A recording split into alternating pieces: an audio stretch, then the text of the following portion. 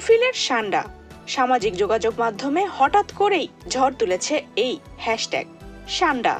মরুভূমিতে বিচরণকারী এই নিরীহ প্রাণীটি এখন ফেসবুক, ইনস্টাগ্রাম, এক্স থেকে শুরু করে ইউটিউব শর্টস ও রিলসের রাজ্য দাপিয়ে বেড়াচ্ছে। কফিলের সান্ডা নিয়ে ভিডিও, মিমস, রসিকতায় সয়লাভ হয়ে উঠেছে সোশ্যাল মিডিয়া। কিন্তু এই কফিলের সান্ডা আদতে কি, কেনই বা সে এত জনপ্রিয়? কফিল হলো সেই লোক বা প্রতিষ্ঠান যার অধীনে মধ্যপ্রাচ্যে একজন শ্রমিক কাজ করেন ও সেখানে থাকতে পারেন।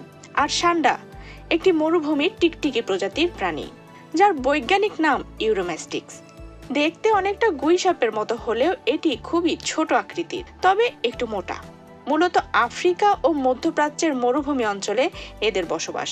শান্ত স্বভাবের এই প্রাণীটি তৃণভোজী, গাছের পাতা, ফুল ও বীজ খেয়ে বাঁচে। তবে মাঝে মধ্যে পোকামাকড়ও খেতে দেখা যায়।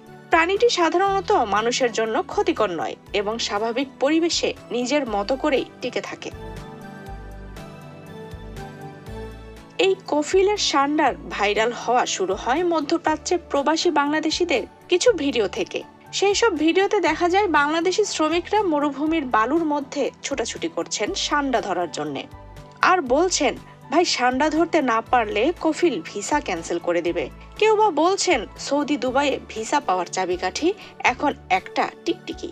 আর কারো কৌতুকপূর্ণ মন্তব্য, চাকরি বাঁচাতে হলে সান্ডা ধরতেই হবে।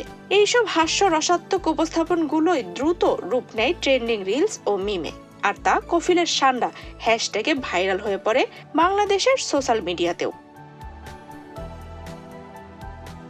তবে এই ট্রেন্ডের পেছনে রয়েছে গভীর বাস্তবতা। প্রবাসে থাকা শ্রমিকদের কঠোর জীবন সংগ্রাম, মরুভূমির প্রচন্ড গরমে কাজ করা, কফিল অর্থাৎ মরুর দেশের চাকরিদাতাদের কড়া শাসন, এসবই যেন কৌতুক আর ভিডিওর মধ্য দিয়ে পরোক্ষভাবেই প্রকাশ পাচ্ছে। সব মিলিয়ে বর্তমানে সান্ডা হয়ে উঠেছে সোশ্যাল মিডিয়ায় মিমের রাজা। তবে এর সঙ্গে সঙ্গে ছড়াচ্ছে কিছু ভ্রান্ত ধারণাও।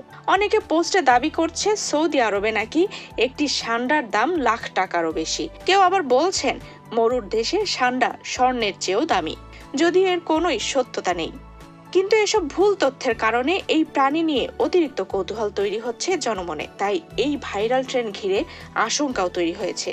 অনেকেই বলছেন বনজ প্রাণী নিয়ে এমন ট্রেন্ড অতিরিক্ত উৎসাহ সৃষ্টি করলে তা অবৈধ শিকার ও পাচারকে উস্কে দিতে পারে। আফসানা রিপা, বাংলাদেশ প্রতিদিন।